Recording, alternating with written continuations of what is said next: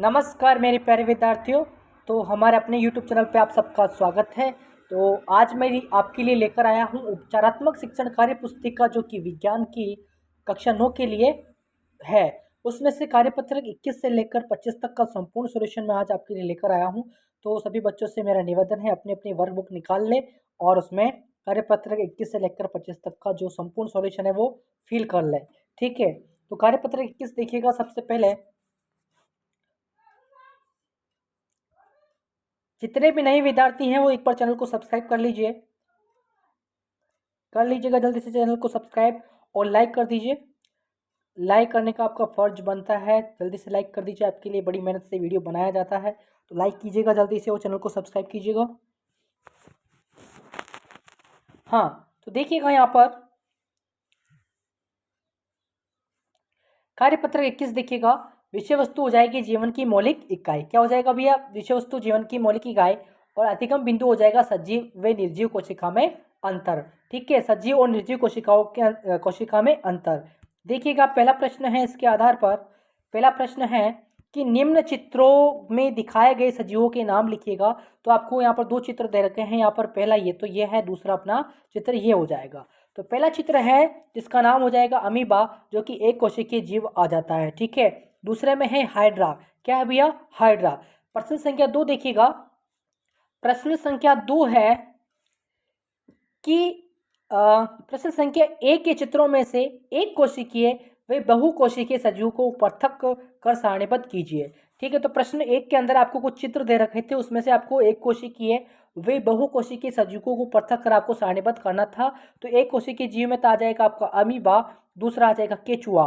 ठीक है, बहुकोशिकीय जीव में आपके मनुष्य हो जाएगा और पौधे एवं पशु जो है ये आपके बहुकोशिकीय जीव हैं। आपको इन प्रश्नों को याद भी रखना है ताकि एग्जाम में आ जाए तो आप बिना हिचकिचाहट के आप लिख सको। ठीक है, तो एक कोशिकीय जीव अमीबा और केचुआ हो जाएगा।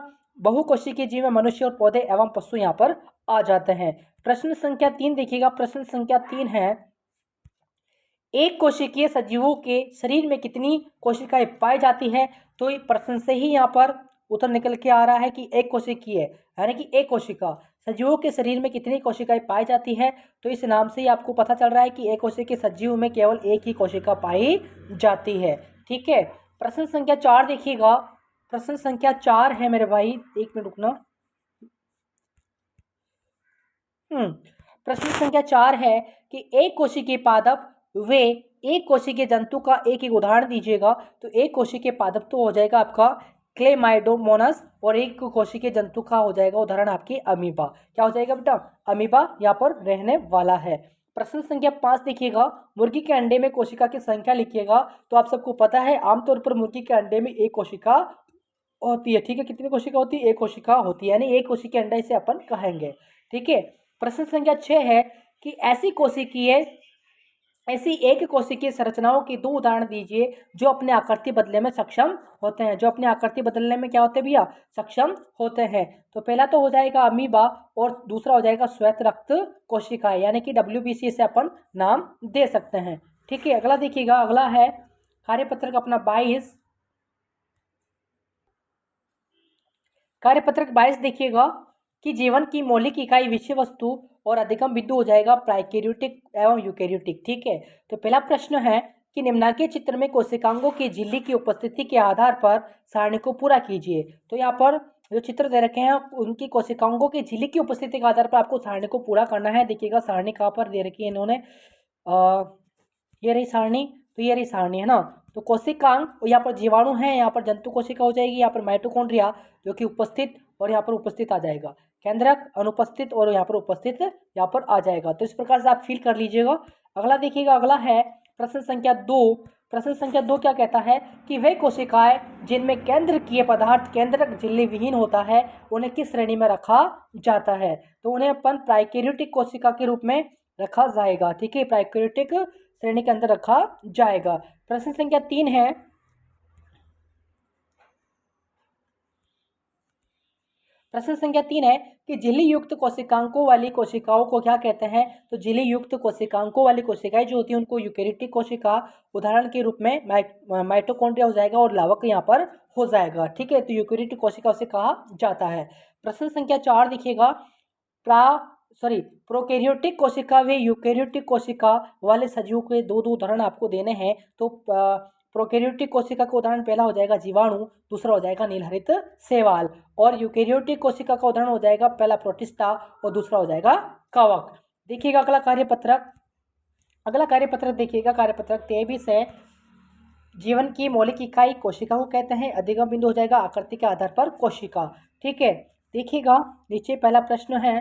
पहला प्रश्न क्या कह रहा है कि निम्नलिखित दी गई कोशिकाओं को उनके आकृति के आधार पर पहचान कर उनका आपको नाम लिखना है। ठीक है, तो यहाँ पर जो पहला दे रखा है आरबीसी, यानी कि ये लाल रक्त कणिकाएं हो जाएगी। आरबीसी का अर्थ होता है रेड, लाल रक्त कणिकाएं यहाँ पर हो जाएगा आरबीसी का मतलब। और डब्ल्यूबीसी का अर्थ होता है सफेद रक्त कणिकाएं, और ये जो आपका हो जाएगा तंत्रिका कोशिका है, और ये जो हो जाएगी चिकनी पेशी उत्तक यहाँ पर हो जाएगी। ठीक है, दूसरा प्रश्न देखिएगा, लाल रुधिर कणिकाएं कहाँ पर पाई जाती है, उनका रंग कैसा होता है। तो लाल, इनका निर्माण अस्थि मज्जा में होता है और ये लाल रंग की होती है। ठीक है, तो लाल रुधिर कणिकाएं कहाँ पाई जाती है, इनका अस्थि मज्जा में पाई जाती है। ठीक है, और इनका कलर कैसा होता है, रेड होता है। अगला देखिएगा प्रश्न संख्या 3 है,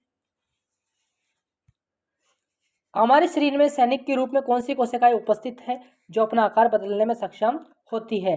तो वह कोशिकाएं जो हो जाएगी ये श्वेत रक्त कोशिकाएं, कौन सी हो जाएगी भैया, डब्ल्यूबीसी यानी कि श्वेत रक्त कोशिकाएं यहाँ पर हो जाएगी, जो हमारे शरीर में सैनिक के रूप में उपस्थित होती है। ठीक है, अगला देखिएगा प्रश्न संख्या 4 है कि यदि हमारे शरीर में खून की कमी हो गई हो तो संभवतः किस प्रकार के रक्ताणु की संख्या कम हो गई है, इनकी कमी से कौन सा रोग यहाँ पर होता है। तो यहाँ पर आरबीसी यानी कि लाल रक्त कोशिकाओं की यहाँ पर कमी पाई जाएगी, और जो खून की कमी से अपन को एनीमिया रोग होगा। ठीक है, तो खून की कमी से कौन सा रोग होता है, एनीमिया रोग यहाँ पर होता है। प्रश्न संख्या 5 देखिएगा, हमारे सरकारी विद्यालयों में खून की कमी को दूर करने के लिए सोमवार व मंगलवार को कौन सी गोलियां विद्यार्थियों को खिलाई जाती है। तो आप सबको पता है, आपने ली भी होगी, तो इसका उत्तर क्या रहेगा, आयरन की गोली यहाँ पर सही आंसर रहने वाला है। प्रश्न संख्या 6 देखिएगा, उस लंबी साकेत कोशिका का नाम बताइए जो शरीर में नियंत्रण व समन्वय का कार्य करती है। तो हो जाएगी तंत्रिका कोशिका यानी कि न्यूरॉन्स। ठीक है, इसको न्यूरॉन्स भी कहा जाता है। प्रश्न संख्या 7 देखिएगा, प्रश्न संख्या 7 है, जीवों में सबसे बड़ी व सबसे छोटी कोशिका का नाम आपको बताना है। तो सबसे बड़ी कोशिका हो जाएगी शतुर्मुख का अंडा, और सबसे छोटी कोशिका हो जाएगी माइकोप्लाज्मा। ये दो नाम आपको याद रखने हैं, आपको एग्जाम में पूछा जा सकता है कि सबसे बड़ी कोशिका का नाम बताइए, तो शतुर्मुख का अंडा हो जाएगा। सबसे छोटी कोशिका का नाम बताइए तो माइकोप्लाज्मा यहाँ पर रहेगा। अगला कार्यपत्रक देखेंगे अपन, कार्यपत्रक 24। कार्यपत्रक 24 क्या कहता है कि जीवन की मौलिक इकाई विषय वस्तु और अधिगम बिंदु कोशिका के चित्र में विभिन्न अंगों की पहचान। ठीक है, देखिएगा यहाँ पर एक चित्र दे रखा है कि दिए गए जंतु कोशिका के चित्र में कोई 8 नामांकन आपको करने हैं। ठीक है, तो ये जो आपका हो जाएगा गोल्जिकाय, और ये आपकी कोशिका झिल्ली, और रिक्तिका हो जाएगी, केंद्रक आपका हो जाएगा, माइटोकॉन्ड्रिया हो जाएगा, केंद्रक द्रव्य यहाँ पर है, और अंतःप्राद्युय जालिका हो जाएगी, और लाइसोसोम यहाँ पर हो जाएगा। ठीक है, तो देखिएगा इस प्रकार से आपको चित्र के जो नामांकित आपको करना है। अगला प्रश्न देखिएगा, अगला प्रश्न है प्रश्न संख्या 2। प्रश्न संख्या 2 क्या कहता है, दिए गए पादप कोशिका के चित्र में कोई 8 आपको नामांकित करना है। तो ये तो आपका केंद्रक हो गया, ये आपका बाह्य कोशिका, ये प्लाज्मा झिल्ली है, ये कोशिका भित्ति हो जाएगी, ये लाइसोसोम, और ये कोशिका द्रव्य, और ये चिकनी अंतर्द्रव्यी जालिका हो जाएगी, ये माइटोकॉन्ड्रिया यहाँ पर हो जाएगा। ठीक है, आपको करना क्या है, उक्त चित्र को अपनी अभ्यास पुस्तिका में बनाने का अभ्यास भी आपको करना है। ठीक है, नेक्स्ट देखिएगा, अगला है कार्यपत्रक 25 कार्यपत्रक क्या कहता है, जीवन की मौलिक इकाई यहाँ पर हो जाएगी, और कोशिका अंकों की जानकारी यहाँ पर हो जाएगा अधिगम बिंदु। देखिएगा अगला, जंतु कोशिका के अंगों को सारणीबद्ध कीजिए, वे उनके एक कार्य आपको बताना है। ठीक है, तो कोशिका झिल्ली का कार्य क्या हो जाएगा, पारगमन का नियंत्रण ये करती है। माइटोकॉन्ड्रिया का कार्य क्या हो जाएगा, कोशिकीय शोषण द्वारा एटीपी निर्माण यहाँ पर किया जाता है। केंद्र का कार्य क्या हो जाएगा, समस्त कार्यों का नियंत्रण। कोशिका का मस्तिष्क इसको कहा जाता है केंद्रक को। गोल्जिकाई का कार्य क्या है, पदार्थों का संचय एवं स्थानांतरण। अंतःप्राद्युय जालिका का कार्य क्या है, अतः कोशिकीय अधिगमन यांत्रिक आधारण, इसका कार्य हो जाएगा राइबोसोम, जिसको प्रोटीन संश्लेषण कहा जाता है, प्रोटीन की फैक्ट्री कहा जाता है। केंद्रिका का कार्य क्या होता है, आरएनए द्वारा सूत्री विभाजन में भूमिका निभाने का कार्य। कोशिका द्रव्य का कार्य क्या होता है, कोशिका की समस्त जैविक प्रक्रियाओं का केंद्र इसे कहा जाता है। ठीक है, क्या कहा जाता है? समस्त कोशिका की समस्त जैविक प्रक्रियाओं का केंद्र इसको कहा जाता है। अगला देखिएगा, प्रश्न संख्या 2 है कि पादप कोशिका की पादप कोशिका के अंगों को सारणीबद्ध कीजिए, वे उनके एक कार्य आपको बताना है। तो कोशिका भित्ति का कार्य हो जाएगा, कोशिकाओं के बीच सीमेंट का कार्य करता है। क्या करता है बेटा? कोशिकाओं के बीच सीमेंट का कार्य यहाँ पर करता है। हरित लवक क्या करता है? हरित लवक का कार्य क्या होता है? प्रकाश संश्लेषण द्वारा भोजन निर्माण। और माइटोकॉन्ड्रिया का कार्य क्या होता है? कोशिकीय श्वसन द्वारा एटीपी निर्माण, प्रोटीन संश्लेषण। और राइबोसोम का अर्थ होता है प्रोटीन संश्लेषण।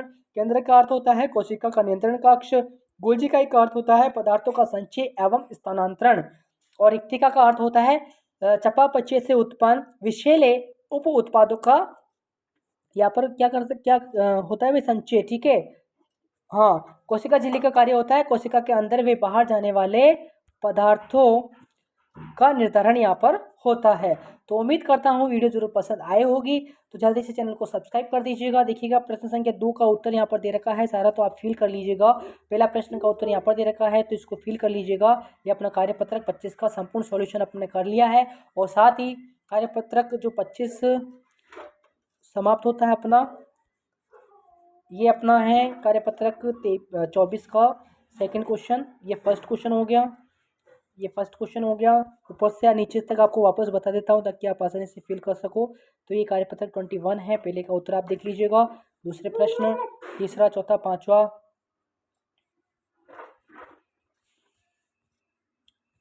तो लाइक कर दीजिए, शेयर कर दीजिए और चैनल को सब्सक्राइब करना ना भूलें। जय हिंद, जय भारत।